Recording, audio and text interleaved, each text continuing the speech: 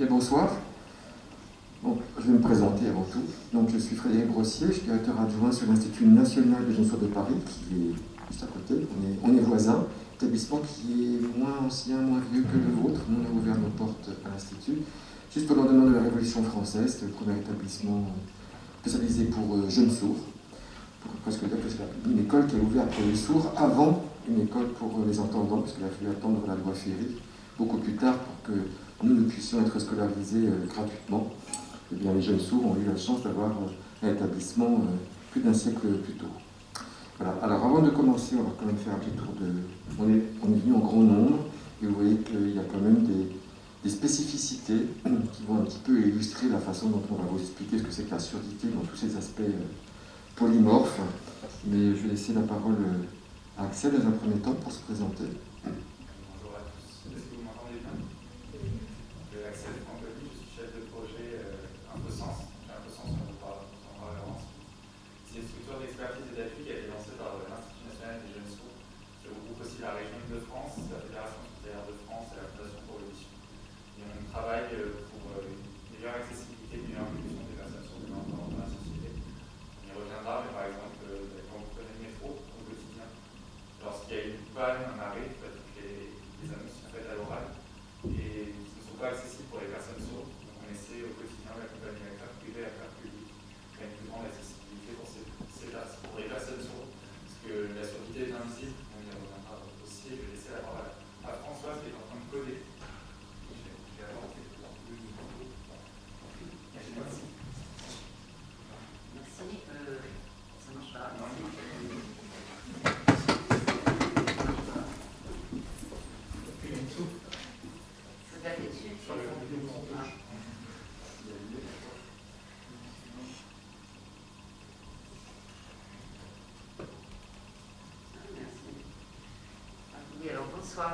Ça marche là, oui.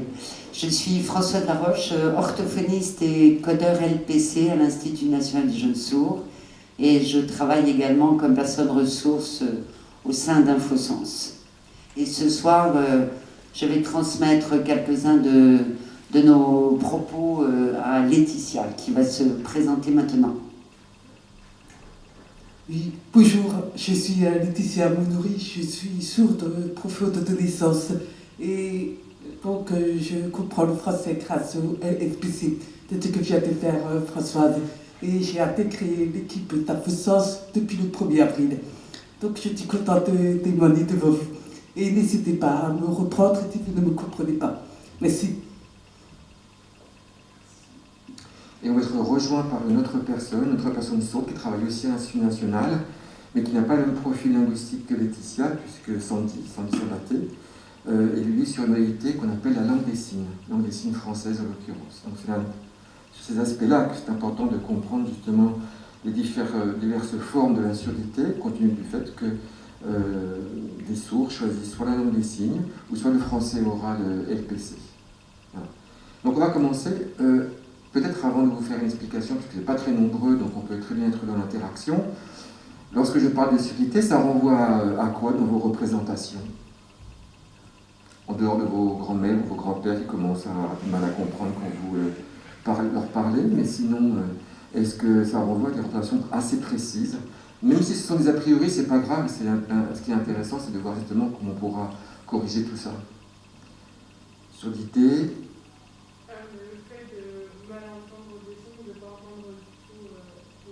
Oui, alors effectivement, la capacité à entendre les sons, ou tous les sons, ou les sons en partie. Oui, ça c'est la première, la cause organique, si je puis dire. C'est vraiment une lésion de l'appareil de notre organe auditif. Est-ce qu'il y a d'autres choses qui renvoient à la surdité pour vous? Oui.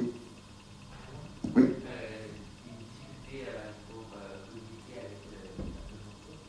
Alors c'est intéressant, la difficulté à communiquer avec les personnes qui ne sont pas sourdes.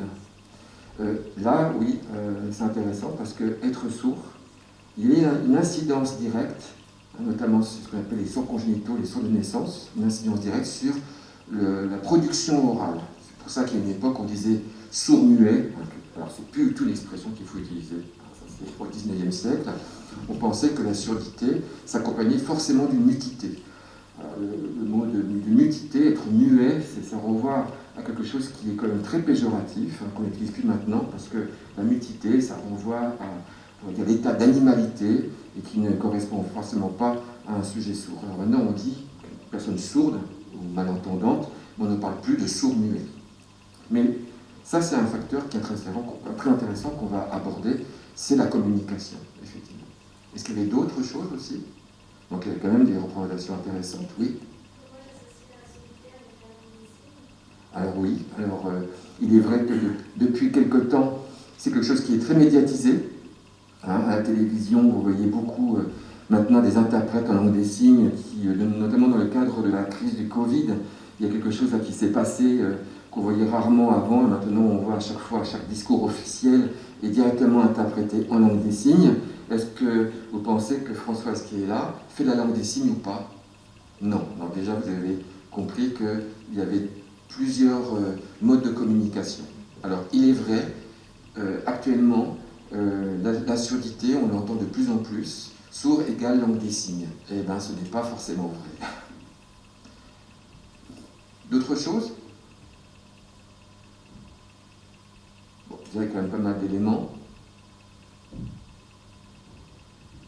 Ah ben on va commencer alors. D'accord. Alors, je vais juste vous présenter la progression de notre présentation. Donc l'objectif c'est qu'il y ait un échange aussi entre nous, donc n'hésitez pas à intervenir, à nous poser des questions, même si dans un second temps. Donc d'abord on présentera InfoSens un peu plus en détail, ensuite la surdité, l'aspect médical, qu'est-ce que l'oreille, l'étiologie de la surdité, les causes de la surdité, aussi les différents modes de communication, comme vous l'avez déjà abordé, Frédéric a pu l'aborder. Par exemple, qu'est-ce qu'est en train de faire Françoise? Non, ce n'est pas la langue des signes. Après, quelques conseils pour échanger avec une personne sourde au quotidien, parce qu'on imagine qu'il faut savoir parler la langue des signes pour pouvoir échanger avec une personne sourde, mais pas du tout. Il y a des bonnes pratiques qui pourront faciliter l'échange. Et par exemple, vous voyez Frédéric qui a un masque transparent, on y reviendra. C'est quelques petits aménagements qui permettent de communiquer facilement avec une personne sourde. Et enfin, la dernière partie sera un échange avec Laetitia et Sandy qui nous rejoindront, qui vous parleront de leur parcours, et ce sera aussi l'occasion d'échanger avec eux sur vos représentations que vous avez pu donner là en introduction sur la surdité, et les moyens de communication, mais aussi la surdité en général durant les études. Laetitia et Sandy vous parleront de leur parcours dans les études et également dans les études supérieures. Donc je vais vous proposer de commencer par...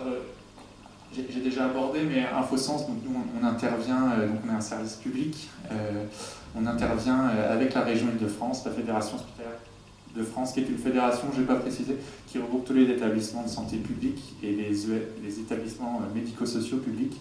La Fondation pour l'audition, qui est une fondation de la famille Bettencourt-Meyers, qui œuvre pour la réhabilitation auditive, on va dire la recherche dans le cadre de la perte d'audition. Le réseau francilien surdité, qui est un réseau qui regroupe différents établissements en Île-de-France dans le champ de la surdité, et le FIPHFP, donc, qui est le Fonds d'indemnisation pour le handicap dans la fonction publique, qui accompagne le service public dans l'accueil d'une personne sourde, l'aménagement de poste, et aussi assure des sensibilisations auprès des employeurs. Nous, notre objectif au quotidien, on est donc saisi par des entreprises, des services publics qui vont se poser des questions sur l'accessibilité, où nous, on va les accompagner sur l'accessibilité. Ça peut être comment une personne sourde signante, qui donc ne peut pas téléphoner, peut par exemple aller sur le site de la CPM ou de la CAF, comment prendre rendez-vous pour retirer un titre à la préfecture. C'est sur ces questions-là qu'on va pouvoir les accompagner. Mais aussi, on travaille actuellement sur l'enseignement supérieur, comment rendre accessibles les cours aux étudiants sourds, encore plus aujourd'hui avec les cours à distance. Donc il y a plusieurs aménagements, on verra, ça peut être de la transcription écrite, ça peut être de la langue des signes, ça peut être quelqu'un qui va prendre les notes pour un camarade, ou aussi dans une entreprise, comment accueillir une personne sourde dans une entreprise. Ça va être des petits aménagements qui vont faciliter la vie au quotidien de la personne sourde, mais aussi de tout le service. Par exemple, le respect de la parole donnée en réunion On ne peut pas avoir une discussion croisée à 4, à 5, c'est vraiment essayer de tous s'écouter parler. Donc nous, on œuvre sur ces questions-là. Dans un premier temps, on va vous définir la surdité. Je vais laisser la parole à Frédéric. Ou des fois, j'active le micro, des fois, je ne l'active pas. Je t'en prie. Ouais. Alors, on commence fort. Hein. Déjà, on vous pose deux concepts, je peux dire, deux types de surdité. Surdité de transmission et surdité de perception. Est-ce que pour vous, ça renvoie à quelque chose d'à peu près précis ou c'est très opaque, très obscur? Ça veut dire quoi? Surdité de transmission, surdité de perception. Alors, pour l'heure, il est plus clair de comprendre ces deux aspects lorsqu'on verra le schéma de l'oreille tout à l'heure. Mais gardez ces deux termes en tête, puisque ça correspond aux différents niveaux de lésion au niveau de l'oreille. Transmission, c'est lorsqu'on est dans une lésion qui correspond soit au niveau de l'oreille externe, alors c'est-à-dire quelle lésion on peut avoir au niveau de l'oreille externe, c'est-à-dire au niveau du canal, voire même au niveau du pavillon. Il y a des jeunes sourds qui naissent sans canaux positifs. Vous savez, les canaux, c'est là où on introduit très souvent les cotons-tiges, et qu'on se fait très très mal au tympan de temps en temps, d'ailleurs, il faut faire attention, mais ils peuvent naître sans pavillon et avec une obstruction du canal. Donc là, le son n'est pas transmis jusqu'à l'oreille interne. Et puis, vous avez aussi un autre organe important, c'est le tympan. Le tympan, vous voyez ce que c'est la fine membrane, on verra tout à l'heure, hein, parce qu'on va vous passer un petit film de simulation où on verra un peu comment l'onde sonore se propage dans l'oreille. Et ce tympan peut aussi connaître des lésions, des déchirements. Et dans ces cas-là, on est aussi dans un problème de surdité de transmission. Et puis après, vous rentrez dans une autre partie au niveau des osselets, et là aussi, il peut y avoir des lésions. À ce niveau-là, on est vraiment dans la surdité de transmission. Dans la perception, on est vraiment dans l'oreille interne, au niveau cérébral. Ça va peut-être être plus clair si on met le schéma en même temps. Et si je mets le schéma avec mon commentaire, c'est peut-être plus clair pour vous. Donc vous avez bien vu que l'oreille externe est à ce niveau-là. Et après, on rentre dans ce qu'on appelle l'oreille moyenne, c'est-à-dire sur la partie de transmission mécanique, puisque vous avez 3 osselets nécessaires pour pouvoir transmettre le son. C'est pour ça que s'il y a une lésion de là jusqu'à là, on est dans une surdité de transmission. Puis après, vous rentrez véritablement dans ce qu'on appelle la première partie cérébrale, hein, qui est l'organe, le siège même de l'audition, où sont situées les cellules, qu'on appelle les cellules ciliées. Et là, il peut y avoir une lésion, et là, ça touche ce qu'on appelle des surdités de perception. Il est clair que maintenant, lorsqu'il y a des soucis à ce niveau-là, au niveau de surdité de transmission, il y a le geste chirurgical qui permet soit de reconstituer le tympan, il y a des greffes maintenant qui se font assez facilement. Il y a les moyens aussi de reconstituer des osselets, parce qu'il y a des jeunes sourds qui ont des difficultés de surdité de transmission causées par des osselets qui sont soit rigides ou absents.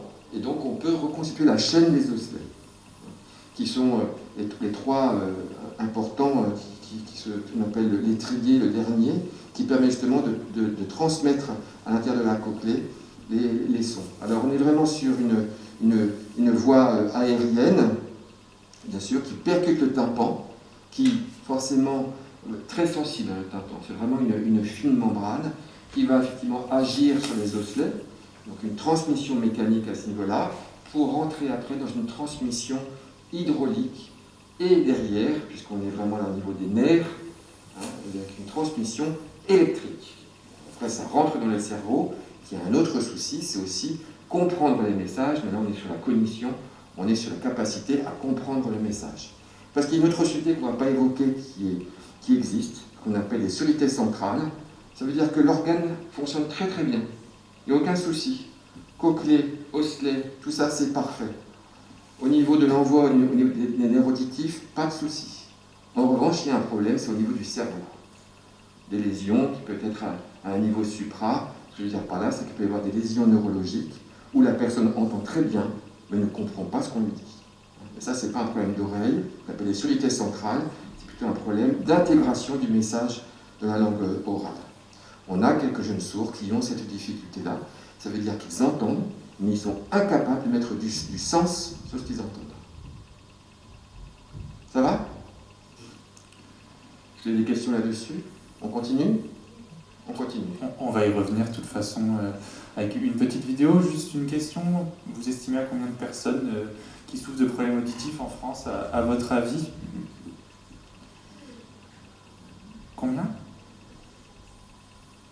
Toutes surdité confondues. Ouais. Jeunes sourds, vieux sourds, oui. 10% de la population serait déficiente auditive. Bah c'est tout à fait ça. On estime qu'il y a environ plus d'un Français sur 10 qui a un problème d'audition. Donc parmi ces environ 7 millions de personnes, il y en a 182 000 qui se définissent comme ayant une surdité complète. Tout à l'heure, on vous fera passer différentes pistes auditives qui vous permettront de mesurer ces degrés de surdité. Ce qu'il faut savoir, c'est qu'en France, aujourd'hui, lorsque une personne naît, donc il y a un dépistage à J+2 qui est effectué à la maternité pour connaître, enfin pour essayer de tenter de détecter les problèmes de surdité. Aujourd'hui, il y a environ un enfant sur 1000 qui naît sourd, ce qui représente 700 enfants par an, avec un chiffre principalement... Alors, il y a plusieurs causes de surdité, Frédéric vous les présentera, mais il y a 95% des enfants sourds qui naissent de parents entendants. Et souvent, la surdité n'est pas seule, on va dire. Il y a 30 à 40% des enfants qui présentent des troubles associés. Donc, qu'est-ce que c'est? Ça peut être les troubles dyslexie, dysphasie, ça peut être des problèmes d'équilibre. Donc, il y a environ, on va dire, sur ces 700 enfants, 300 qui vont avoir des problèmes associés. Donc, il faut quand même relever que la plupart des personnes qui souffrent de surdité sont des personnes âgées, parce que 90% des surdités sont des personnes presbyacousiques. Donc la presbyacousie est à la presbycie, qui est à la vue, c'est-à-dire c'est la perte d'audition liée à l'âge. Donc on connaît tous ce parent ou ce grand-parent qui augmente le son de la télé ou qui demande à ses petits-enfants de répéter plus fort ou plus calmement quelque chose que l'on vient de dire. Donc ce sont les principales surdités, mais il y a quand même différents types de surdités avec différents modes de communication. Et donc pour les comprendre, peut-être, on va d'abord essayer de comprendre le chemin du son dans l'oreille pour ensuite aborder les moyens de communication. Donc peut-être Frédéric, vu que tu as déjà présenté le graphique, je passe directement à la vidéo que tu peux commenter en même temps. Alors voilà, l'onde sonore se propage et rentre par le pavillon dans le canal. Il va bien sûr percuter la membrane fine dont je vous parlais, c'est-à-dire le tympan, derrière lequel on va trouver, sur l'oreille moyenne, les 3 osselets en question qui vont transmettre mécaniquement cette vibration sonore qui est transmise par le tympan, hein, qui a agi.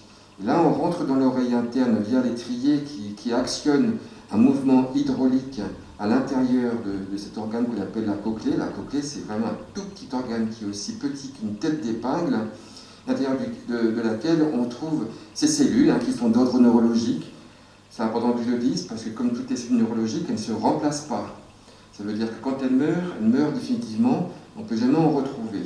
Vous avez vu la façon dont, à l'intérieur de cette cochlée, il y a un tapis, on pourrait dire enroulé, sur lequel il y a ces cellules ciliées qui réagissent à ce mouvement qui était provoqué par ce flux hydraulique et qui met en contact un flux électrique qui renvoie directement au nerf auditif, qui le nerf auditif envoie l'information directement au cerveau, lequel cerveau va devoir traiter l'information. On le revoit ici. Là, l'étrier qui bouge grâce aux 2 autres osselets précédents pour pouvoir agir dans la cochlée par un flux hydraulique qui va faire onduler un tapis sur lequel, qui est enroulé dans la cochlée, sur lequel les cellules ciliées, alors les cellules ciliées parce qu'elles ont une caractéristique majeure, c'est qu'elles ont des cils. Et ces cellules ciliées, en ondulant, compte tenu de l'onde sonore et de la fréquence aussi des sons, vont activer certaines cellules qui vont mettre en lien. Voilà, là, on voit bien la façon dont il y a une communication électrique directement sur le nerf auditif, qui le nerf auditif envoie l'information au cerveau. Est-ce que c'est clair? Vous avez vu comment ça fonctionnait? C'est pas si compliqué que ça. Axel l'a abordé. Il est vrai aussi qu'il ne faut pas oublier que dans ce qu'on appelle l'organe auditif, il y a une partie qu'on appelle le système vestibulaire, qui est un système où on voit des différentes membranes et qui nous permet de gérer notre équilibre dans l'espace. Il est vrai que pour certains jeunes sourds, la surdité s'accompagne aussi d'une lésion sur le système vestibulaire et qu'ils ont un trouble de l'équilibre. Ce que je veux dire par là, c'est qu'ils ont beaucoup de mal à rester, comme moi je peux le faire naturellement. Ils ont du mal à rester effectivement dans une position statique. Et donc là, ça demande par ailleurs, en plus des séances d'orthophonie, des séances de psychomotricité pour qu'ils puissent compenser et qu'en grandissant, ils puissent retrouver cet équilibre nécessaire pour pouvoir se mouvoir dans l'espace. Chez les devenus sourds, il y a aussi des fois des personnes qui perdent l'audition et qui perdent aussi leur équilibre. Donc on voit bien que cet organe, qui est très très précieux par ailleurs, s'il est lésé, ça nous met en situation de handicap. Il y a une maladie très grave qu'on appelle les vertiges de Ménière qui attaque véritablement à la fois le système vestibulaire, qui est le siège de l'audition, avant d'attaquer le système auditif. Donc ce sont des personnes qui souffrent notamment d'équilibre et de vertige, un vertige très très grave, et en plus ils vont perdre l'audition. Donc c'est une maladie qui est quand même assez conséquente.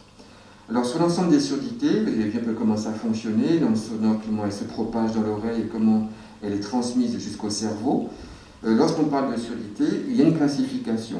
D'emblée, je dis, c'est une classification classique entre, on entend normalement, et en deçà, on a des différentes lésions, surdité légère, surdité moyenne, surdité sévère, surdité profonde, compte tenu des fréquences et d'intensité. Mais attention à ces catégories un petit peu trop généralistes. Vous avez beaucoup de surdité profonde, beaucoup de jeunes sourds profonds, qui sont tous différents les uns des autres dans la façon de pouvoir vivre leur surdité et pouvoir aussi gérer leur surdité. Ce qui est toujours un petit peu embêtant parce qu'on pense toujours que deux sourds profonds vont avoir un devenir identique, ce n'est pas le cas. Parce qu'il y a tellement de choses qui ont participé, tellement de facteurs qui ont déterminé le devenir qu'on ne peut jamais se dire que deux sourds profonds vont devenir la même chose. D'ailleurs, on est tous différents. On est tous entendants et forcément on a tous des devenirs différents. C'est pareil pour les jeunes sourds. C'est pour ça que ces catégories, il faut toujours être un peu dans la nuance. Alors, ça veut dire quoi être dans une surdité légère? On va vous donner un petit peu d'aperçu. C'est une simulation, c'est pas forcément ce que entend un entendant ou un sourd. Dans la plaine de Lambaké, lorsque le mil est semé, les pintades vont dans le champ pour déterrer les graines et les monts. Dans la plaine de Lambaké, alors là, c'est clair pour dans vous. la plaine de Lambaké, on ne peut plus la faire taire, c'est ça. Bon, alors c'était très précis, vous avez vu que chaque syllabe, si vous n'avez pas de problème auditif, normalement ça. Après, on tombe sur une surdité légère. Alors, surdité légère, c'est une perte auditive entre 20 et 40 décibels. dans la plaine de Lambaké, lorsque le mil est semé, les pintades vont dans le champ pour déterrer les graines et les monts. Là, vous avez commencé à avoir une petite pas une difficulté, je ne pense pas, mais il y a une modification dans l'enveloppe sonore. C'est une surdité légère, mais qui n'a pas d'incidence dans la compréhension. Alors, il ne faudrait pas qu'il y ait du bruit environnant par ailleurs, mais ça reste quand même une surdité qui est tout à fait gérable.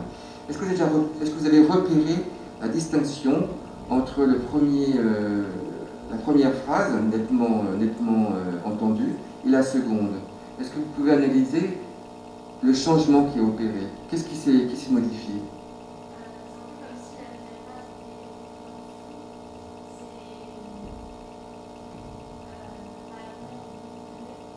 Oui. Et le second était, on pourrait dire, était un peu étouffé. Oui, étouffé. En fait, ce qui s'est passé, c'est que les fréquences aiguës ont un petit peu disparu. Et très souvent, c'est ça qui se passe dans une surdité, ce sont les cellules qui se chargent des fréquences aiguës qui sont lésées. Et déjà, il y a une surdité légère, on commence à le remarquer. Les graves sont là, mais les aigus commencent à disparaître. Et après, on va voir en surdité moyenne comment ça se prononce plus Dans la conséquemment. plaine de Lambaké, lorsque le mil est semé, les pintades vont dans le champ pour déterrer les graines et les manger. Mon père, Solidité moyenne, donc à partir de 40 dB jusqu'à 70 dB, là vous voyez qu'il faut un peu tendre l'oreille. Là, on est sur une solidité moyenne.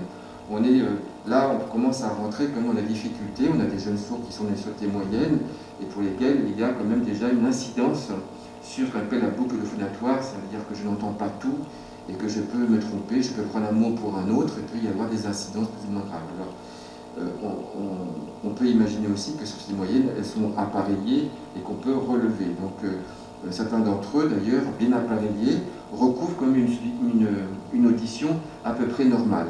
Mais en soi, la solidité moyenne, on voit encore plus une fréquence sonore qui est beaucoup plus étouffée, beaucoup plus dans les graves, et que les aigus, on ne les entend pratiquement plus. Donc là, c'est important parce que dans la langue parlée, nos phonèmes, en grande partie, font partie des fréquences aiguës. Solidité sévère. il est utile de l'humidité, mais si l'huile est semée, les plantes répondent dans le champ pour déterrer les graines et les manger. Mon père, On est d'accord que, parce qu'on a compris, si vous avez compris, c'est que là vous êtes surhumain, mais bon, là on tombe vraiment sur des solidités qui sont vraiment importantes et qui rendent impossible la compréhension d'un message. On l'entend, mais on ne peut pas du tout distinguer, on n'a pas la discrimination auditive nécessaire pour comprendre chaque phonème et chaque syllabe. La plupart des jeunes sourds qui sont inscrits à l'Institut national juste à côté, ce sont des solidités congénitales et qui sont sur ces registres-là. Solidité sévère et plus encore solidité profonde. Alors là, je vais vous montrer ce que ça donne. Pas grand-chose.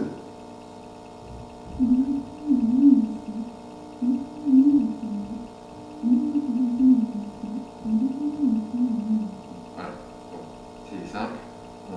Et cette solidité qui commence à 70 dB jusqu'à plus de 120 dB, très importante, mais il faut savoir aussi qu'il y a des solidités totales. Donc il y a des personnes sourdes qui n'entendent absolument rien, qu'on appelle la cophose. C'est-à-dire qu'il n'y a pratiquement rien. Alors la cophose peut être aussi issue d'un nerf auditif qui ne fonctionne absolument pas. Donc il n'y a rien qui passe. Certains jeunes sourds qui naissent sans nerf auditif. Voilà, donc c'est clair, vous avez vu à peu près comment ça se décline. Solidité légère jusqu'à solidité profonde, on n'est pas du tout dans les mêmes registres.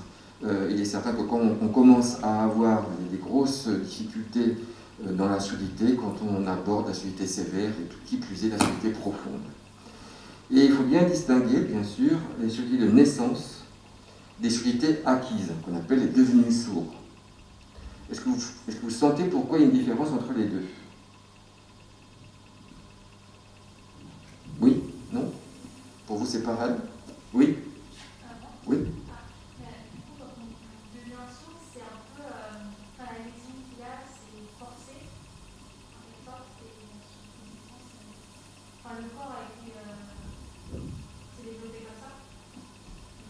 Alors, non, pas forcément. Ce que je voulais dire par là, c'est que le devenu sourd, c'est une lésion de l'oreille qui a été provoquée.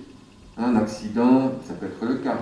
Mais n'oubliez pas qu'il faut aussi des devenus sourds, parce qu'il peut y avoir génétiquement quelque chose qui a fait qu'à un moment dans sa vie, l'organe s'est détruit. Ça arrive. On est tous génétiquement imparfaits.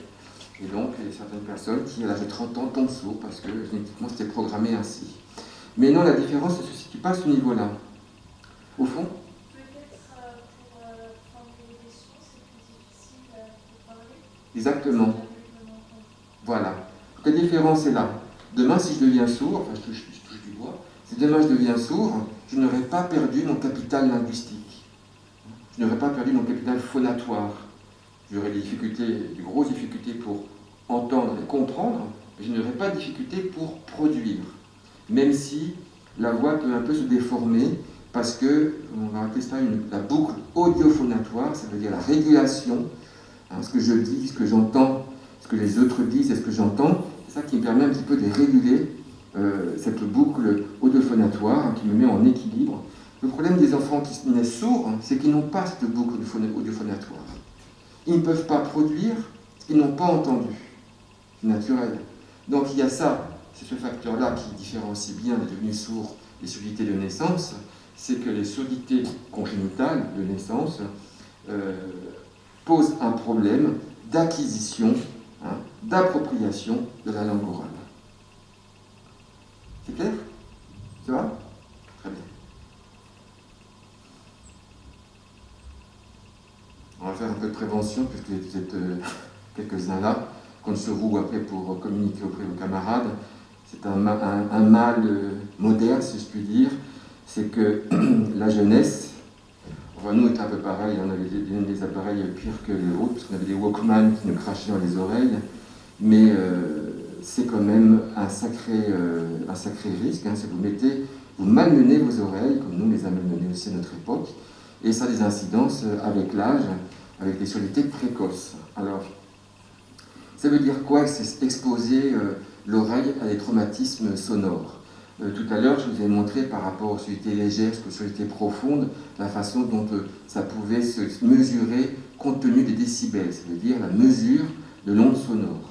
Un son fort d'un son faible, vous voyez, c'est ça qui différencie en termes de décibels de son. Eh bien, vous voyez là un petit peu la façon dont on a une illustration de cette intensité sonore selon les bruits qu'on perçoit. On est sur le vert, on est sur quelque chose qui permet de dire que l'oreille n'est pas dans le traumatisme. Mais déjà, on commence à avoir déjà des seuils, hein, où ça qui appartient à notre quotidien. Par exemple, la cour de récréation, on ne pense pas à la cour de récréation dans une cour d'école élémentaire, on n'imagine pas, mais le son est très très important. Hein, et déjà, on arrive à un fond sonore de 80 décibels.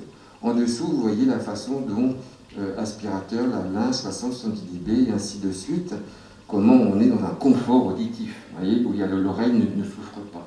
Au-delà, vous voyez que quand on arrive à rouge, voire écarlate, c'est là que se pose le problème.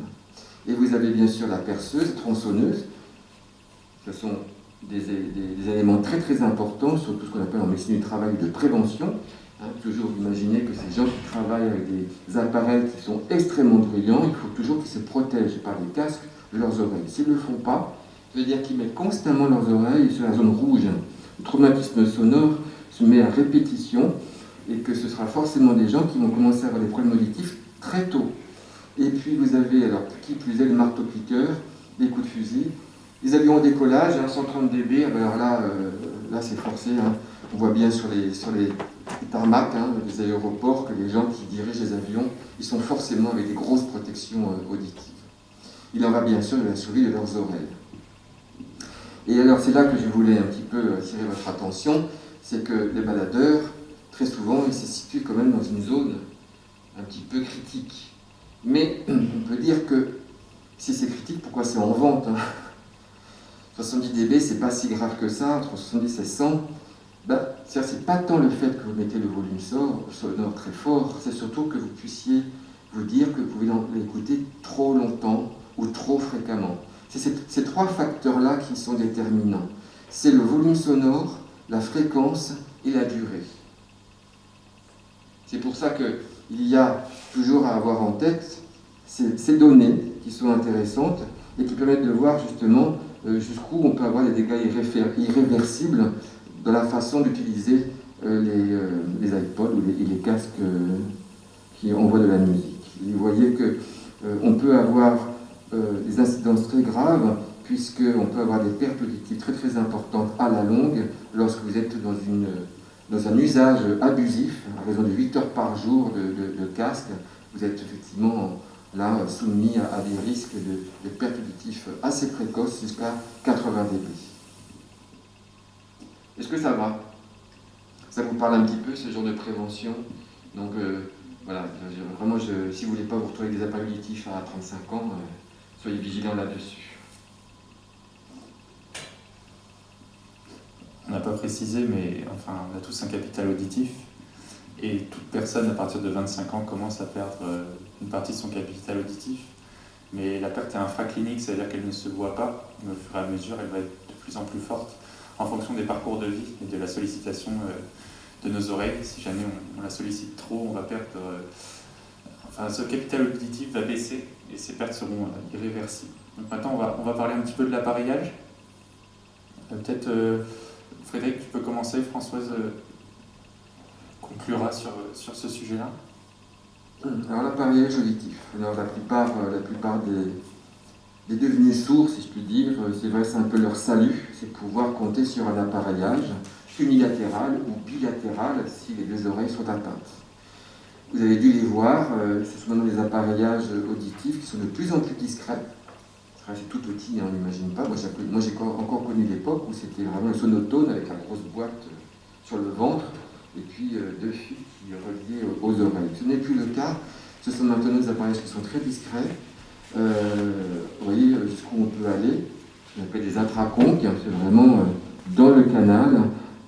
Ou bien vous trouvez aussi très, très souvent le contour d'oreille. Alors, bien sûr, ces appareillages-là sont très spécifiques. Plus ils sont petits et plus ils correspondent à des surdité qui ne sont pas trop profondes, pas trop importantes. On ne peut pas appareiller des sourds sévères et profonds sur des appareillages comme cela. Il faut passer sur une gamme un petit peu plus complexe, qu'on appelle le contour d'oreille. Alors, en quoi consistent ces appareillages? Vous avez compris que c'est comme quelque chose qui permet de mieux entendre. Et comment ils permettent de mieux entendre, à votre avis? Comment ils agissent?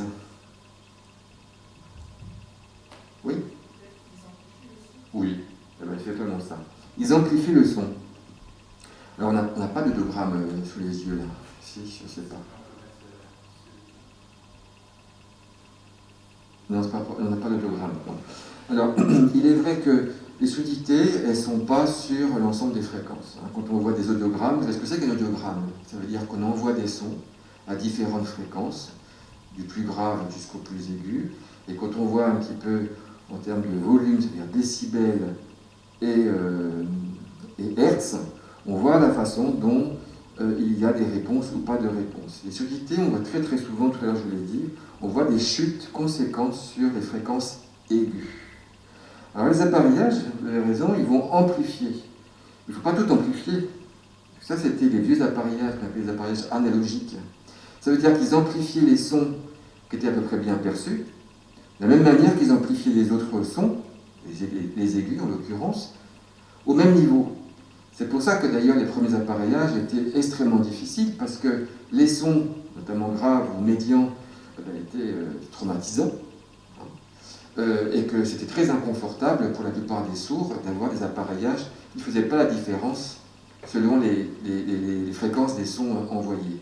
Maintenant, ces appareillages-là, ils sont très très perfectionnés parce qu'ils sont numériques. Ça veut dire quoi? Ça veut dire qu'ils sont réglés de telle manière que, compte tenu de l'hologramme de la personne, on va amplifier les fréquences qui sont lésées et ne pas toucher celles qui ne sont pas lésées pour redresser la courbe. Et c'est beaucoup plus confortable. Est-ce que c'est clair pour vous? Voilà. Donc, ce sont ceux qui sont très performants. Il y a un dernier appareillage, le super appareillage, qui ne fait pas devenir une personne sourde entendante, parce que souvent les gens pensent que c'est le cas, ce n'est pas le cas. C'est l'implant cochléaire. Alors c'est quelque chose qui est assez nouveau dans l'histoire des appareillages, donc ça fait déjà plus de 20 ans que la chose est quand même entreprise, et notamment c'est préconisé pour les surdité sévères et profondes, d'un côté comme des deux côtés. Et là il y a deux parties, une partie interne, une partie externe. Une partie interne qui oblige d'avoir un geste chirurgical qui va consister à introduire dans la cochlée une série d'électrodes qui vont avoir pour rôle de remplacer les cellules ciliées qui n'existent plus. Et un processeur externe qui va capter les sons et les renvoyer directement par un système d'électroaimant derrière la paroi osseuse de la tête, va renvoyer directement dans la cochlée par un signal électrique. Vous voyez, c'est-à-dire qu'on a remplacé tout à fait la chaîne. On va directement dans la cochlée et on envoie directement dans la cochlée des signaux électriques qui renvoient au nerf auditif. Alors bien sûr, maintenant je crois qu'on a vu jusqu'à 24 ou 25 électrodes, mais 25 électrodes, même si un gros travail d'orthophonie, même si ça donne des résultats qui sont très très intéressants, on a quand même beaucoup de jeunes sourds qui s'approprient assez bien l'implant cochléaire, et véritablement, ils sont, pour certains, on ne se rend même plus compte qu'ils sont sourds. On les dit du coup, ils l'enlèvent, qui est profonde. Ça ne marche pas pour toutes les surdictés, pour toutes les raisons du monde. On ne va pas rentrer dans les détails. C'est comme pour les appareillages numériques. C'est un sourd effectivement qui intègre bien et d'autres pas. On n'a pas à juger, c'est ainsi. Mais il n'empêche que l'implant cochléaire quand même permet une meilleure réhabilitation, lorsque ça fonctionne bien, une meilleure réhabilitation que les prothèses, notamment pour les surdictés profondes, où les prothèses auditives classiques ne sont pas suffisamment performantes. François, tu voulais rajouter quelque chose sur cet aspect-là, me dit Axel? En fait, tu as dit pas mal de choses. Je vais peut-être rajouter quelque chose, c'est que les personnes sourdes ne sont pas obligées de porter leur prothèse. C'est important de savoir parce qu'on dit souvent quand on s'adresse à elles et qu'elles font répéter, on leur dit écoute, mets tes appareils et après je te dirai. Toute personne sourde est complètement libre de porter des appareils ou pas. En règle générale, pour le petit enfant, ce sont les parents qui font le choix d'appareiller leur bébé ou leur tout petit. Plus tard, je crois que les personnes qui sont présentes vous le diront, plus tard la personne a le choix de porter cet appareil ou non. Voilà, c'est important de le savoir également. Et il faut savoir que les appareils, c'est de la technologie, donc c'est pas fiable à 100%. Il peut y avoir des dysfonctionnements, il peut y avoir des pannes. Donc ce n'est pas parce que la personne porte un appareil que son appareillage est forcément efficace au moment donné. Et puis l'appareil a quand même pas mal de limites. Pour la plupart, même l'implant cochléaire, qui, comme l'a dit Frédéric, est une prothèse très performante, la limite, c'est souvent l'environnement sonore. Il est très difficile pour une personne appareillée de bien comprendre, bien recevoir ce qui est dit dans un environnement sonore bruyant. Et ça nous procure une fatigue, eux encore plus, puisqu'ils doivent redoubler de vigilance pour comprendre. Voilà. La technologie est formidable parce qu'il y a des personnes sourdes, profondes, cophatiques, qui n'auraient jamais pu entendre il y a à peine 20 ans, qui aujourd'hui entendent, comprennent, s'expriment. Donc ça, c'est une vraie révolution. Mais il n'empêche qu'elles restent toujours des personnes sourdes. Et il y a beaucoup de situations où il faut être vigilant avec eux. Voilà, je rajoute ça. Tu peux garder la parole sur le mode de communication? Non, parce que pour la langue des signes, je vais passer la parole à qui? À Frédéric? Ça t'embête? Non, c'était juste par rapport aux appareillages. C'était mieux de faire comme ça? D'accord, ok. Alors moi, pour faire suite à l'appareillage, je vais vous parler du LPC, qui veut dire langue française parlée complétée. Lorsqu'un bébé naît sourd, ce sont les parents qui font le choix du projet linguistique pour le jeune. Projet linguistique, ça veut dire soit ils font le choix de la langue orale, soit un choix de langue des signes. La langue des signes, Frédéric vous en parlera après, n'est pas une langue qui se parle oralement avec nos organes phonateurs. Elle ne fait pas appel à notre audition. Alors que la langue française parlée complétée, c'est une communication en français. Là, tout à l'heure, vous m'avez vu coder avec Laetitia. Je n'ai pas signé, j'ai codé. On ne nous voit pas à la télévision, malheureusement. Les sourds qui sont dans le LPC, ils ont les sous-titrages. Bon, c'est très dommage, mais c'est ainsi. Alors, comme je vous disais que la prothèse n'apporte pas tout, la personne sourde va regarder vos lèvres. Grande difficulté à l'heure actuelle, puisqu'on est tous masqués. C'est terrible pour eux. Il va regarder les lèvres. Alors, on peut penser qu'une personne sourde, peut-être l'avez-vous entendu, on dit un sourd lit sur les lèvres comme il lit dans un livre. Vous avez entendu ça ou pas?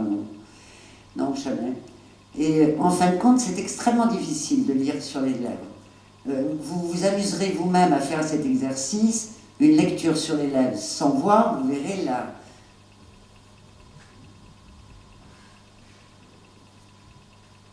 Vous n'avez rien. Voilà, oui. Bon, bah tant mieux. Parce qu'il y en a qui sont performants, alors la dernière fois, il y en avait un qui avait tout trouvé, c'est pas normal. Alors, pourquoi est-ce que vous n'avez pas réussi? Parce qu'il y a, déjà, il y a des sons que l'on produit et qui ne demandent aucun mouvement labial. Donc déjà, lecture sur les lèvres, c'est pas possible. C'est le cas des sons que l'on produit au fond de sa gorge, comme je ne fais aucun mouvement. Vous pouvez vous amuser à le faire. Je fais un bruit dans le fond de ma bouche, on ne le voit pas sur les lèvres. Et puis, donc là, la personne sourde, elle ne peut pas savoir que vous avez fait un R, un G ou un K. Elle ne peut pas. Ensuite, il y a des sons qui sont différents à l'oreille, mais ils ont la même image labiale. C'est un vrai piège. Par exemple, M, P, B. Je fais le même mouvement labial, et pourtant j'ai fait 3 sons différents. Pain, je mange du pain, ma main, je vais prendre un bain. Bon, le contexte est là pour dire, et on part pas à la boulangerie quand c'est l'heure d'aller. Bon, c'est sûr, mais bon, d'où la complexité pour lire sur les lèvres ce qui est dit. Et puis, il y a encore une dernière difficulté au niveau de la lecture sur les lèvres, c'est qu'il y a des sons que l'on voit bien par moment, et puis d'autres, on ne les voit plus du tout à d'autres moments. C'est le cas, par exemple, je vais faire la, tout le monde a bien vu que je faisais un lait, non seulement vous l'avez entendu, mais vous l'avez vu, alors qu'il y a des moments, si je fais lou, on ne voit plus le lait. S'il est avec le A, on le voit, s'il est avec le OU, on ne le voit plus. Ce qui fait que la personne sourde qui vous regarde, qui regarde vos lèvres quand vous lui parlez, elle a ces 3 difficultés. Alors il y a quelqu'un qui a dit, on va résoudre ce problème, et c'est un monsieur qui s'appelle Cornette, qui a inventé un système dans les années 72, et qui a dit, bon ben voilà, on va faire en sorte que la personne sourde puisse vraiment lire sur les lèvres parfaitement. Tous les sons qui sont identiques, eh bien ma main va leur dire à côté que c'est différent, que je suis en train de produire un son différent. Les sons qui ne se voient pas, ben c'est ma main qui va les montrer. Et les sons qui sont mangés par les uns les autres, ma main va être très claire. Elle va montrer exactement chaque syllabe prononcée.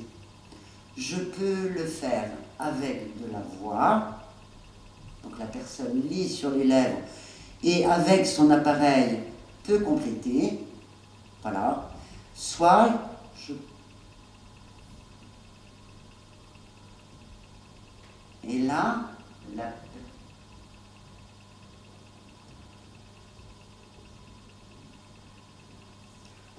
voilà, là il n'y a que Laetitia qui a compris. Elle a pu décoder. Je peux le faire avec voix, sans voix. Je n'ai pas besoin de la voix pour communiquer en français. Voilà. Cet outil manuel, on appelle ça comme ça, le LPC, est très utilisé, de plus en plus utilisé auprès de la génération des jeunes sourds pour qu'ils maîtrisent et connaissent la langue française. Française parce qu'on est en France. Hein. Ce système s'adapte à toutes les langues audio-orales du monde. Hein. C'est adapté, enfin pas toutes les langues du monde, seulement 40. J'exagère, aujourd'hui seulement 40. Donc voilà, donc ça permet aux familles, on a vu 95% des parents qui ont des enfants sourds sont des entendants. Donc ils communiquent en français, ils communiquent à l'oral, comme vous et moi. Donc ça leur permet, avec leur bébé sourd, leur enfant sourd, de poursuivre cette communication familiale et culturelle. Donc maintenant, il y a d'autres personnes, d'autres familles, qui elles font le choix de la langue des signes pour communiquer avec leur enfant. Et là, je suis trop longue, je passe je passe le micro à Frédéric ou à Sandine.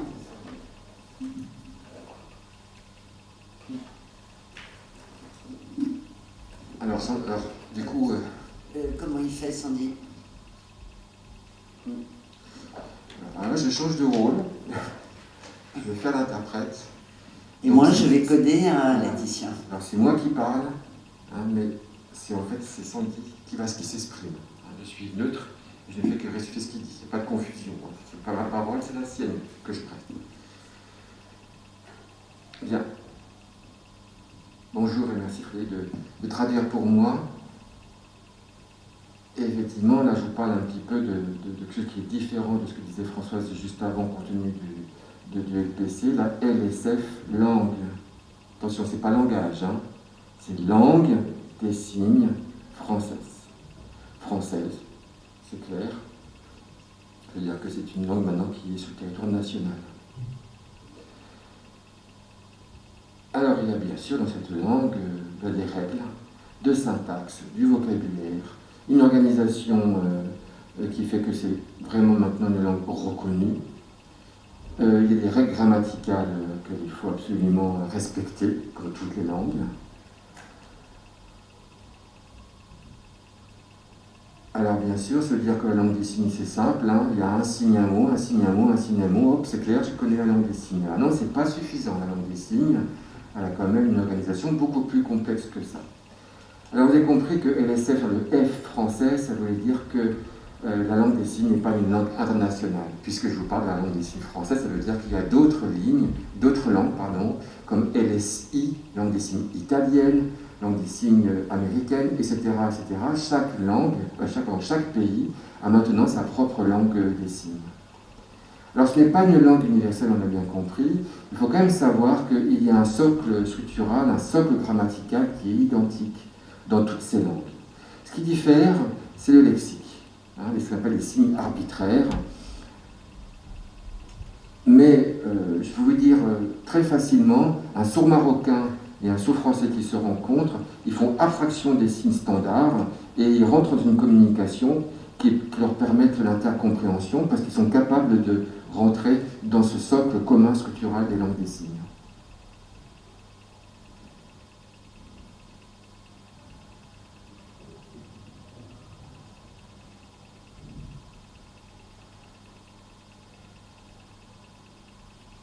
Alors il y a de coutume de dire que les sourds signants, on les nomme sourds avec un S majuscule.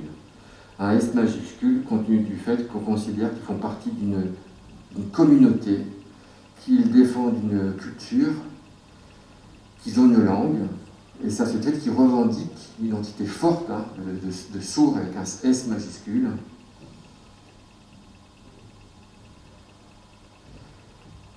Et ils revendiquent bien sûr l'idée que leur communauté a une histoire, qu'elle a évolué et qui les nourrissent toujours une certaine forme de tradition et de culture qui les distingue.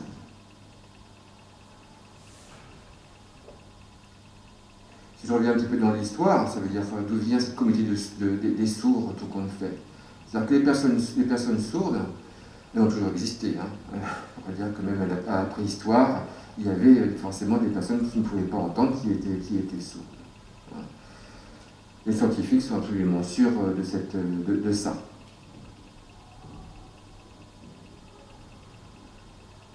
Bien sûr, je vais vous résumer un petit peu dans l'histoire comment, à un moment donné, la communauté s'est constituée. Hein. Il faut que je puisse être à peu près bref. On va juste s'intéresser au XVIIIe siècle. C'est vraiment à ce moment-là que les choses ont changé. Puisqu'il n'y avait pas beaucoup de rassemblements de sourds, c'était un peu éparse, de ci, de là, etc., etc.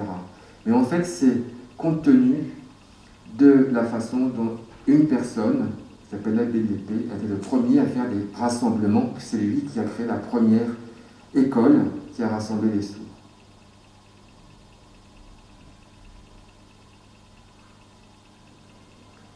Alors pour nous, il est extrêmement célèbre, peut-être un petit peu moins pour vous, hein, c'est l'abbé de l'épée. Vous connaissez?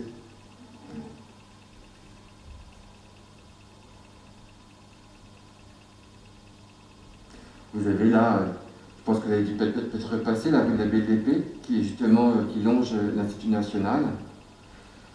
Bon, alors ce qu'il faut savoir, c'est que chez les sourds, c'est quelqu'un qui est célèbre parce que c'est lui qui a été vraiment à l'œuvre des premiers rassemblements, donc des premières communautés qui ont été à l'œuvre dans cette école justement gratuite, mixte, parce que les filles et les garçons étaient ensemble.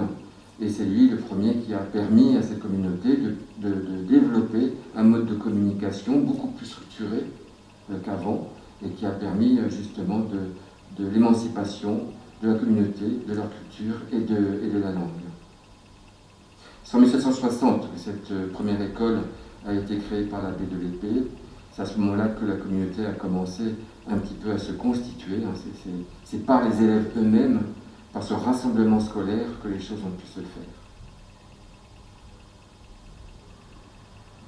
Et ça a été un exemple à l'échelle mondiale, parce que les autres écoles qui se sont développées par la suite, au XVIIIe et au XIXe siècle, sont parties de cette première expérience de l'abbé de l'Épée.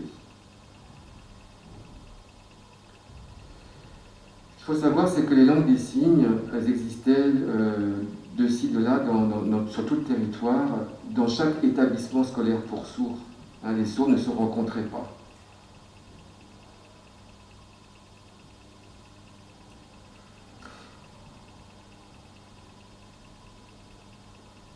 Mais le fait, justement, de pouvoir créer des regroupements de personnes qui avaient ces communications signées, c'était là toute la solution, toute l'idée de pouvoir compter sur l'émergence d'une langue qui se structurait et s'est développée.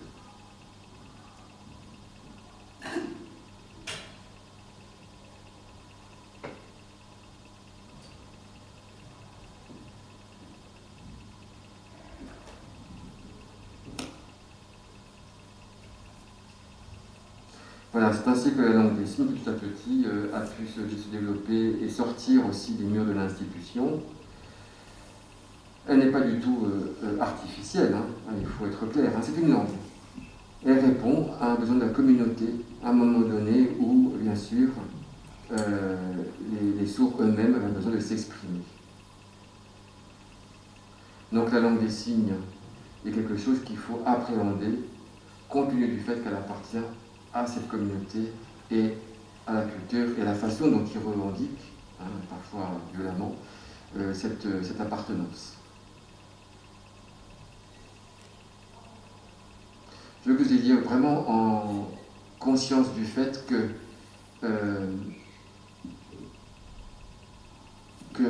la langue des signes française, c'est pas quelque chose qui a été inventé de toutes pièces. C'est quelque chose qui est le fruit d'une lente évolution depuis les premiers regroupements qui se sont faits, qui se sont constitués dans les rassemblements scolaires. Et c'est par ce biais-là qu'on peut parler maintenant de communauté, qui soigne un petit peu cette histoire. Voilà.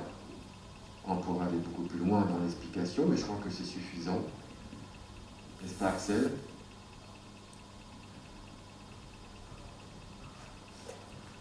Alors, si j'ai des questions plus tard, on pourra y répondre. Peut-être il ne reste que 20 minutes, donc peut-être Sandy peut rester sur scène et Laetitia peut le rejoindre. Enfin, je ne sais pas comment ils veulent s'installer. Je vais donner un micro à Laetitia. Je vais prendre peut-être.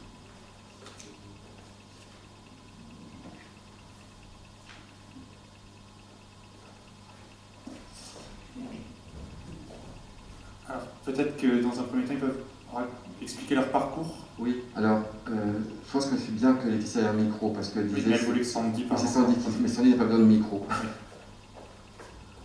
Voilà. C'est quoi la question, pardon ?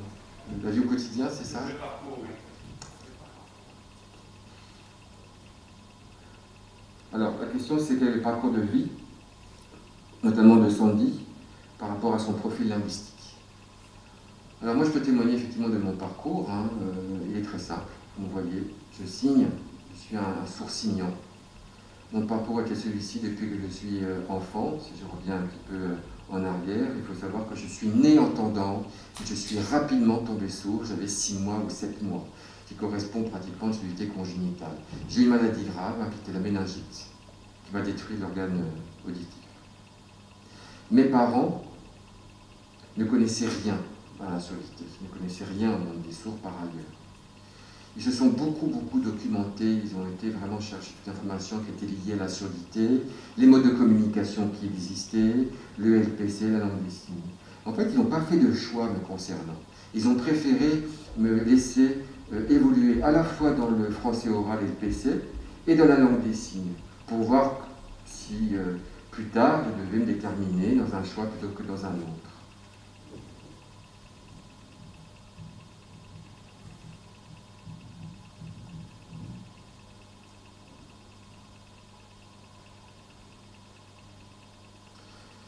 C'est vrai que lorsque j'étais scolarisé, ma mère m'a mis en inclusion, je n'avais pas beaucoup d'interaction avec les autres. Je m'amusais avec eux, un peu de la création, j'avais un âge qui faisait que la communication passe beaucoup par le jeu. À partir du CE1, là c'est devenu vraiment compliqué. Ça parlait dans tous les sens, je n'arrivais plus du tout à suivre. C'est à ce moment-là que mes parents ont décidé de m'inscrire dans une école spécialisée pour jeunes sourds, pour que je puisse avoir un enseignement adapté, et là directement en langue des signes. C'est ainsi que j'ai continué jusqu'à la classe de 3e, jusqu'à la fin de mon collège. Puis je suis rentré au lycée, et là je suis reparti en intégration, avec un accompagnement, un interprète, mais aussi un codeur, parce que ça permettait de suivre justement le français. À l'université, j'ai fait des études d'histoire, et là aussi, j'ai été accompagné avec un interprète en langue des signes. Et maintenant, je suis professeur d'histoire auprès des jeunes sourds ici, à côté, à l'Institut national des jeunes sourds de Paris. Voilà mon parcours.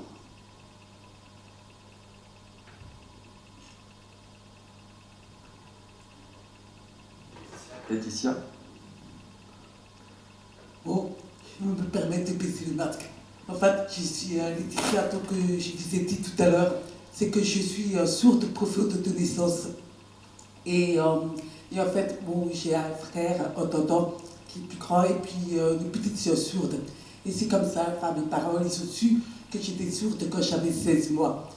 Parce qu'auparavant, ils voyaient bien que je réagissais, enfin, que j'étais très vive. Et du coup, les médecins ils pensaient que j'entendais parfaitement, que je pouvais associer les syllabes, alors que c'est pas du tout ça. Donc, j'ai été appareillée à 20 mois.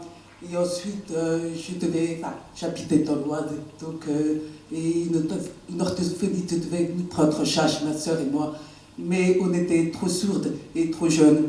Donc, mes parents ont fait le choix de déménager à Paris pour nous inscrire dans un établissement ordinaire qui intègre donc, les enfants sourds. Et ça, c'était une première.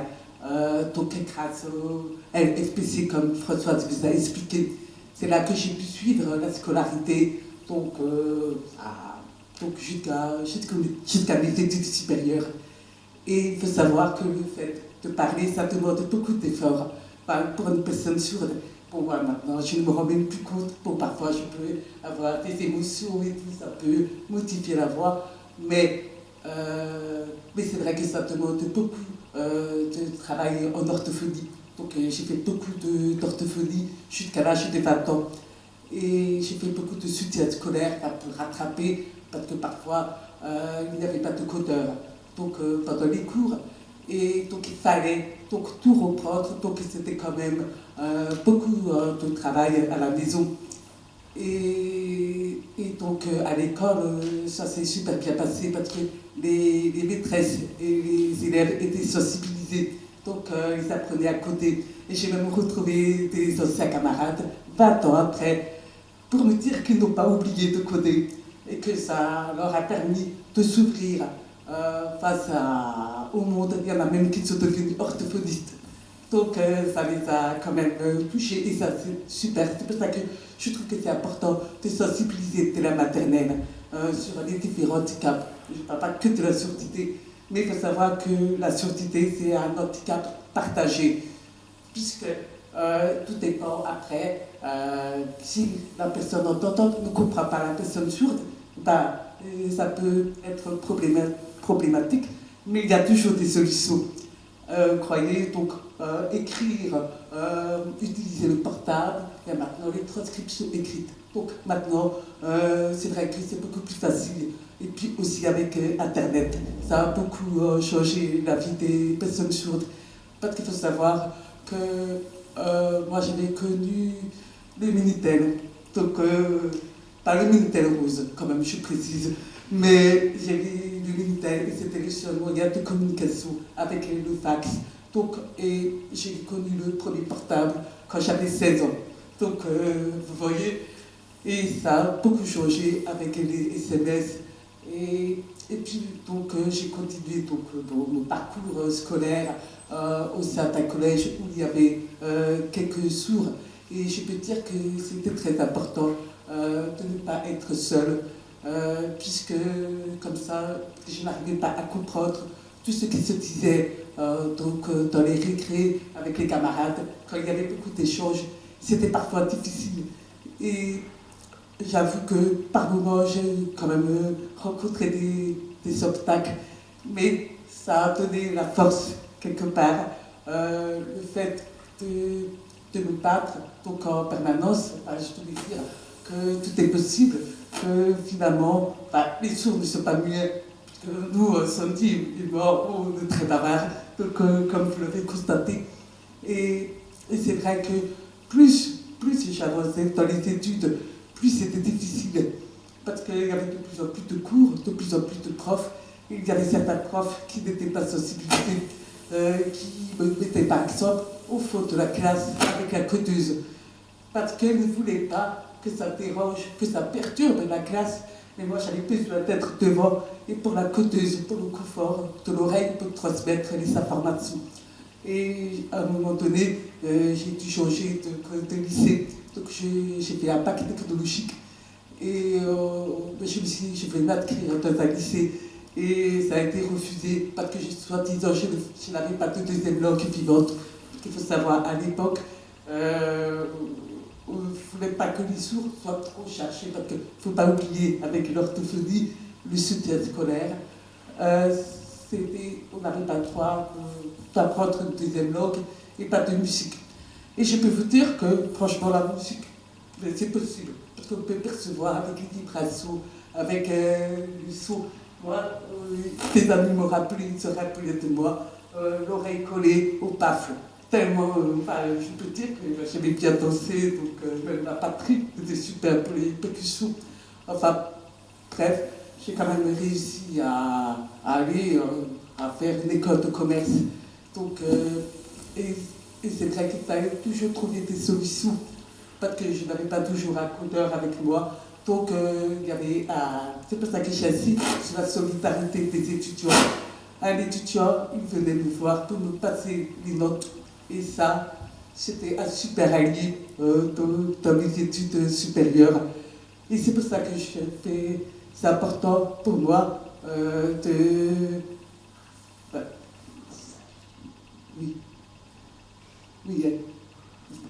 excusez-moi. Donc, vous voyez, nous, les sourds, on a quand même des yeux en or, on peut voir ce qui se passe à 380 degrés. Enfin, j'exagère quand même, sinon on bouge, on est torticolis, mais on est quand même très sensible. Et c'est vrai que c'est comme vous, parfois vous mettez le casque quand vous êtes gêné par les bruits et tout. Et bien nous, c'est les yeux. Et c'est pour ça qu'on est très sensible au mouvement, aux perceptions. Donc, et comme je dis, il y a différents profils de surdité, parce que ma sœur, on n'a pas eu tout le même parcours, puisqu'elle a été avec les élèves sourds. Et on a eu un parcours complètement différent. Donc, comme disait Frédéric, il y a plein de facteurs en jeu. Il faut savoir que j'étais très curieuse, et je crois que je le suis toujours. Et c'est ça qui m'a aidé donc à m'accrocher, à croire en moi, en mon potentiel. Et du coup, je suis très contente d'avoir fait les études, mais comme je voulais à un moment donné être journaliste, mais il m'a dit que c'était trop compliqué parce que ça touche la communication. Et il faut savoir que c'était en 2002. Il y avait quand même, on connaît un peu mieux la surdité, mais il y a encore de l'ignorance. La preuve, quand je pars en voyage ou quand je suis avec des personnes, ils me demandent toujours, mais vous n'êtes pas étrangère? Et je dis, c'est que j'ai un petit accent, je le sais. Parce que je le perçois, parce qu'il faut savoir que j'ai été implantée quand j'avais 16 ans. Et au départ, beaucoup de personnes s'opposaient parce que j'étais trop vieille et trop sourde. Et finalement, je me suis accrochée, j'ai eu des super orthophonistes qui ont su m'accompagner. Et là, je peux dire que ça m'a permis d'être plus à l'aise. C'est pour ça qu'aujourd'hui, le fait de te lire sur les lèvres grâce au FPC, une bonne carte prothétique grâce à l'implant, et j'ai appris la langue des signes il y a 2 ans. Donc, et je trouve que c'est important d'être bilingue et de pouvoir entrer en communication avec n'importe quelle personne. C'est ça, j'estime que c'est important. Et c'est pour ça que je dis que la différence, c'est ça qui fait la richesse. Et je tiens à garder mon accent. Et je l'assume entièrement. Donc, voilà. Et puis maintenant, après, je vais être rapide, mais j'ai travaillé pendant 14 ans dans une banque. Donc, c'était par défaut. Et j'ai travaillé dans un open space. Et c'était un sacré challenge. Parce que, il faut savoir, je ne voyais pas tous les collègues et je devais sensibiliser moi-même parce qu'il n'y avait pas encore de mission handicap. Parce que ça a commencé à bouger avec la loi 2005. Je ne sais pas si vous avez entendu parler de la loi 2005. Donc, c'est sur l'égalité et ça permet aux personnes sourdes d'acquérir. Enfin, je ne sais pas, je vais peut-être laisser la place à Axel. On passe d'une logique, enfin c'est le droit et la citoyenneté pour tout le monde, on passe d'une logique intégrative à inclusive. Donc l'intégration, c'est donc la personne par exemple sourde qui va faire des efforts pour s'intégrer dans le groupe, alors que maintenant on est dans une logique inclusive, c'est-à-dire que le groupe doit aussi s'adapter à la personne sourde. Et donc c'est pour ça qu'on parle d'accessibilité des services publics, comment rendre accessible un commissariat, une préfecture, comment rendre accessibles les cours, l'école, l'enseignement supérieur. C'est toutes ces questions-là. Aujourd'hui, on a changé de logique et nous, InfoSens, on accompagne les services publics, les entreprises privées pour éviter les problèmes qu'a pu rencontrer Laetitia dans son expérience dans la banque, d'être dans un open space avec des personnes dans le dos qui parlent, des personnes devant qui parlent, des bruits parasites qui gênent particulièrement les personnes sourdes. Mais peut-être très rapidement, Sandy et Laetitia, vous avez commencé à parler des bonnes pratiques pour échanger avec une personne sourde. Est-ce que vous pouvez, en quelques mots, en dire un peu plus, surtout aujourd'hui, avec la crise sanitaire, comment faciliter la communication ?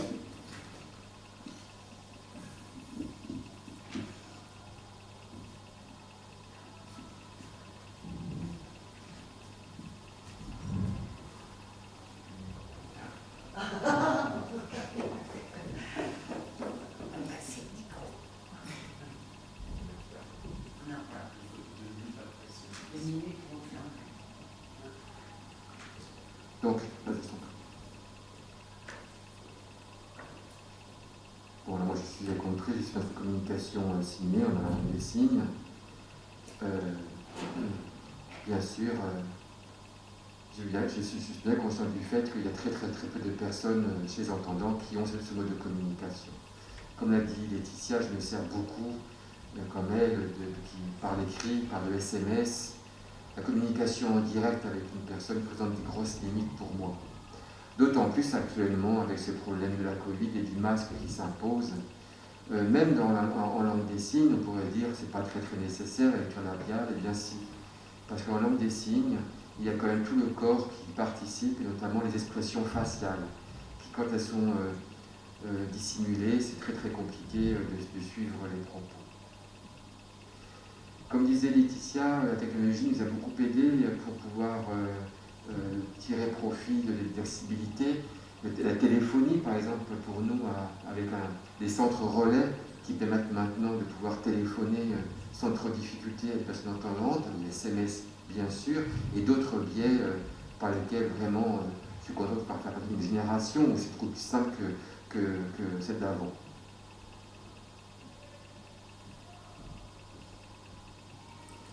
Oui, quand vous êtes face à une personne sourde, ne vous défilez pas, parce que j'ai vu plein de gens qui sont partis en courant.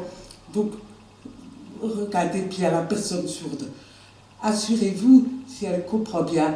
Vous lui demandez si elle préfère écrire ou oraliser.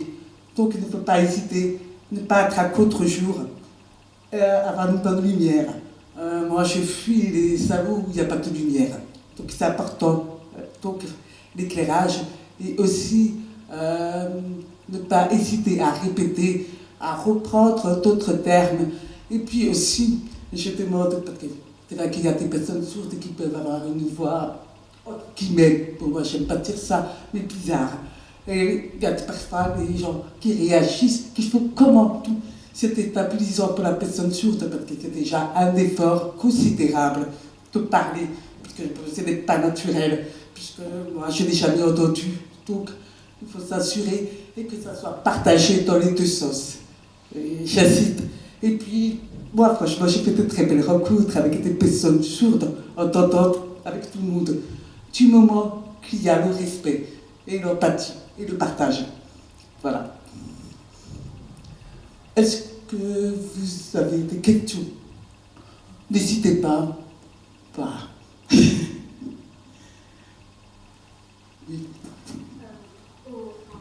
Pendant les cours, le codeur, c'est quelqu'un qu'on ramène directement, qu'on trouve et qui nous aide dans l'établissement.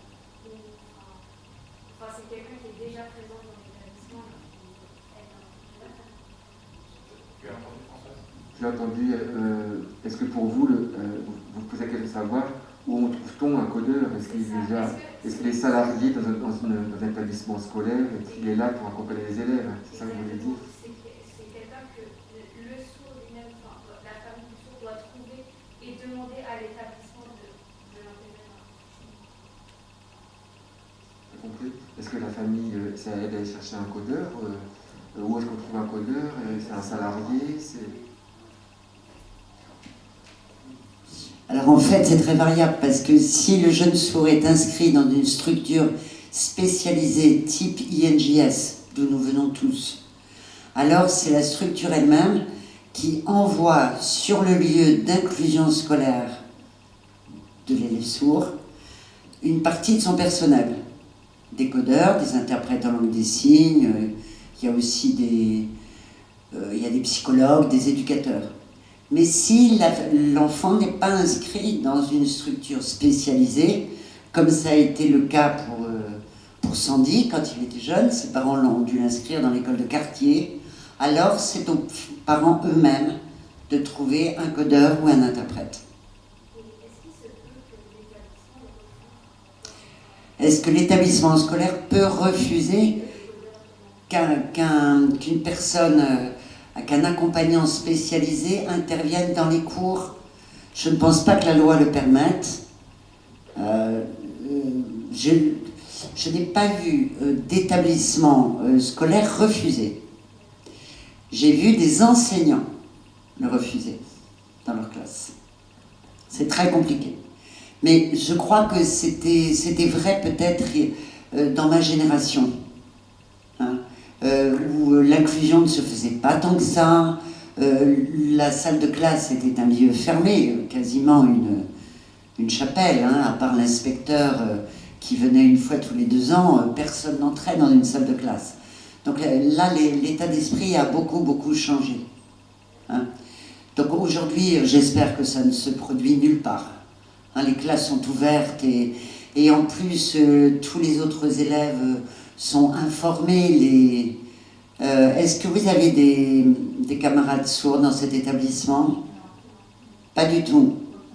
Vous voyez, c'est étonnant. Pourquoi il n'y aurait donc aucun jeune sourd apte à s'inscrire ici? Je ne sais pas. Je vais vous dire quelque chose, ça va un peu plomber, mais tant pis, je le dis.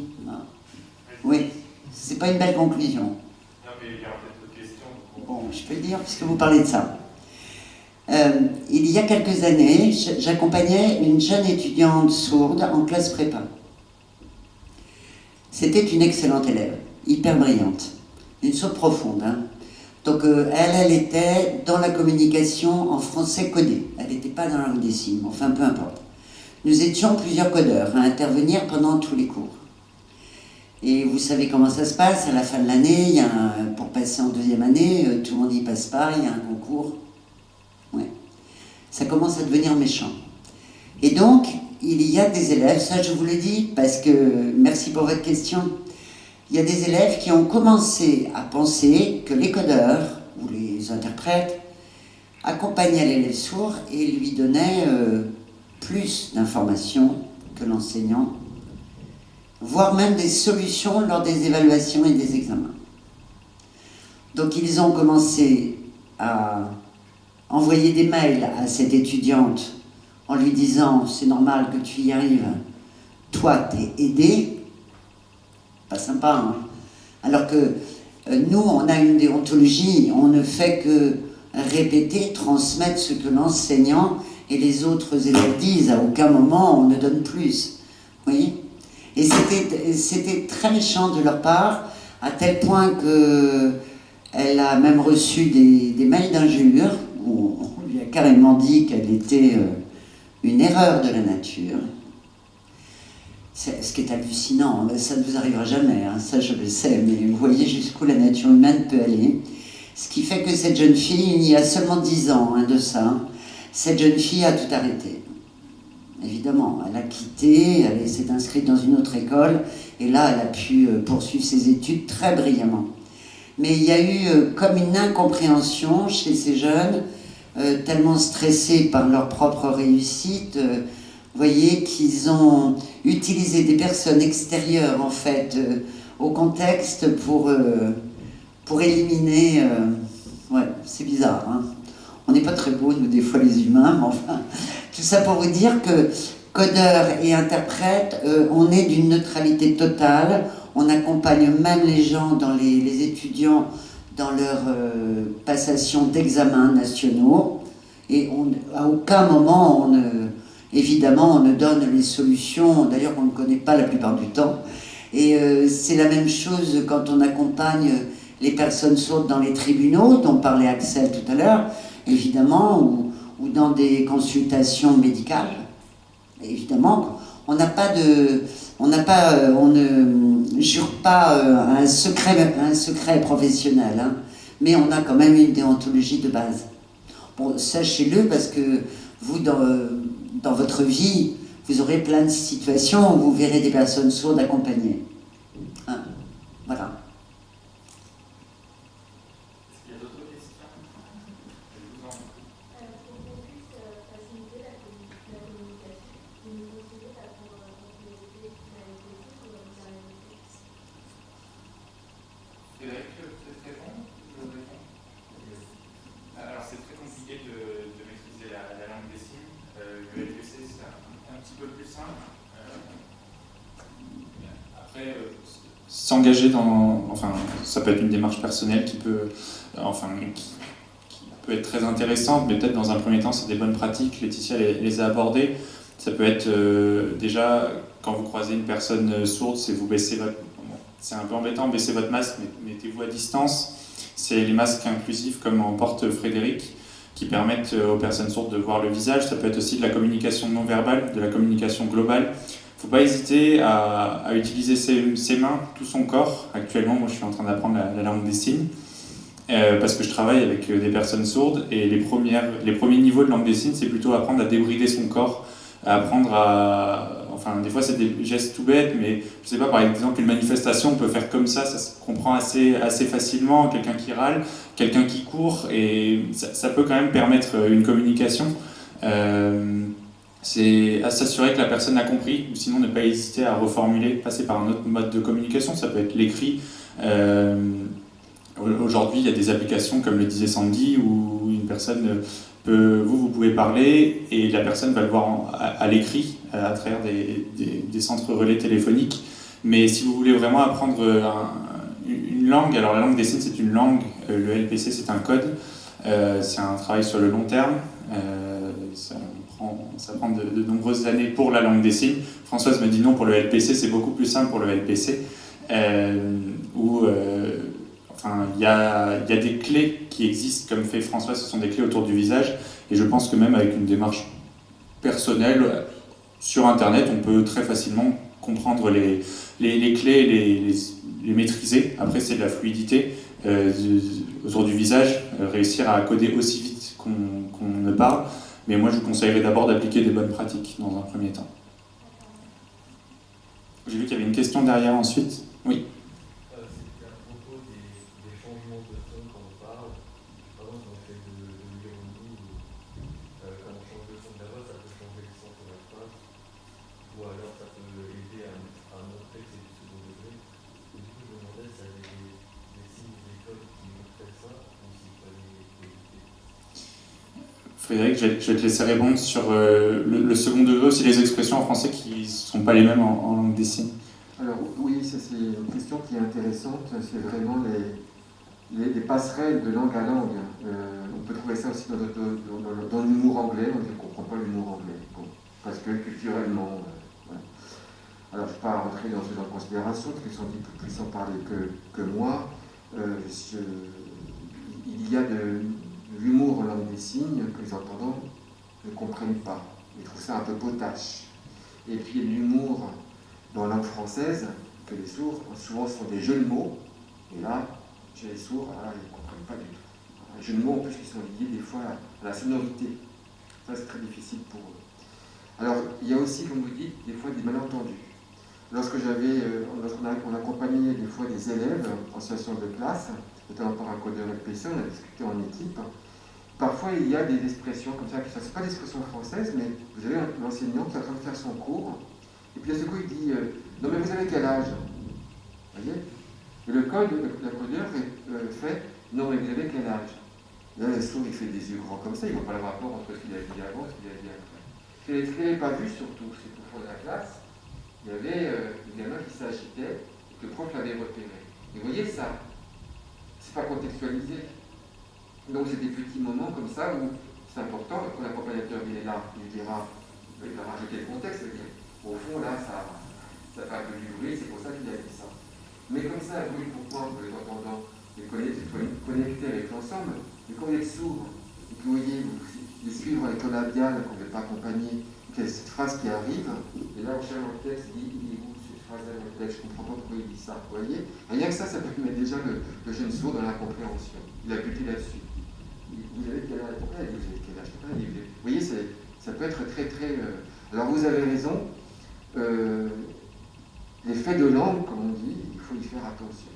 Avec l'ironie, l'humour, ça peut des fois ne pas passer. Je ne sais pas si Sandy tu veux rajouter quelque chose par rapport à l'humour des entendants, l'humour des sourds que des fois il y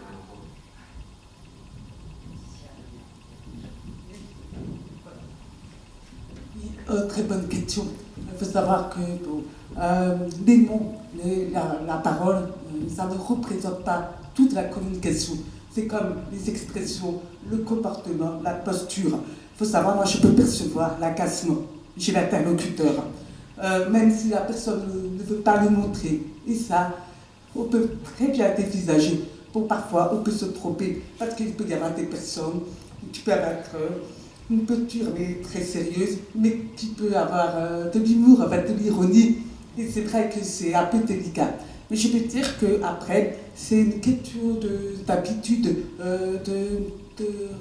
de recevoir, enfin, de découverte. Il faut savoir que j'ai une maman qui a énormément d'humour, et c'est elle qui m'a beaucoup appris. Et je la remercie, puisqu'elle m'a permis d'émerger dans le monde des entendants, de percevoir les jeux de mots, les expressions. Parce que la preuve, moi j'aime bien lire le canard enchaîné, les calembours et tout ça. J'avoue qu'au début, j'avais du mal à comprendre, à percevoir. Et bien maintenant, à force, avec l'entraînement, c'est possible. Après, c'est vrai que les sourds ont un humour un peu différent. Bon, ça c'est intéressant d'être dans les deux mondes.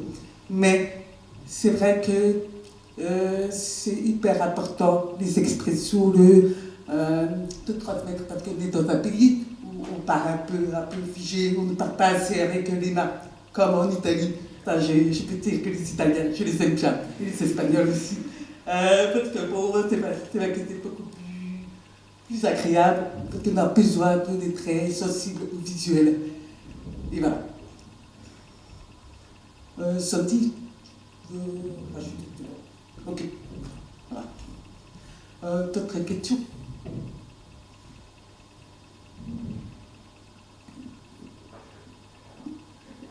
En tout cas, moi je vous dis, prenez soin bien de vos oreilles. Et puis, je pense à vous dans ces moments particuliers et je vous souhaite une bonne fin d'année. Et puis, bon courage pour l'année prochaine.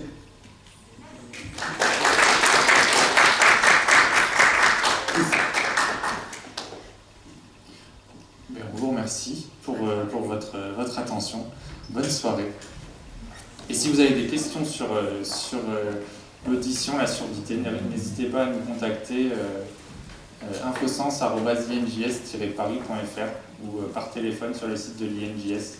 On est là pour répondre à toutes les questions, on est un service public. Et si vous voulez visiter l'Institut, la journée patrimoine en septembre, sur les 2 jours, parce que les vendredis, samedi, dimanche, sur les 3 jours, nous on fait une journée d'ouverture, parce que c'est aussi comme un livre grand, un site exceptionnel avec un fort patrimoine sur la surdité, sur l'éducation des sourds, mais aussi sur le bâti lui-même. Donc si en septembre vous voulez faire une visite, les portes seront ouvertes.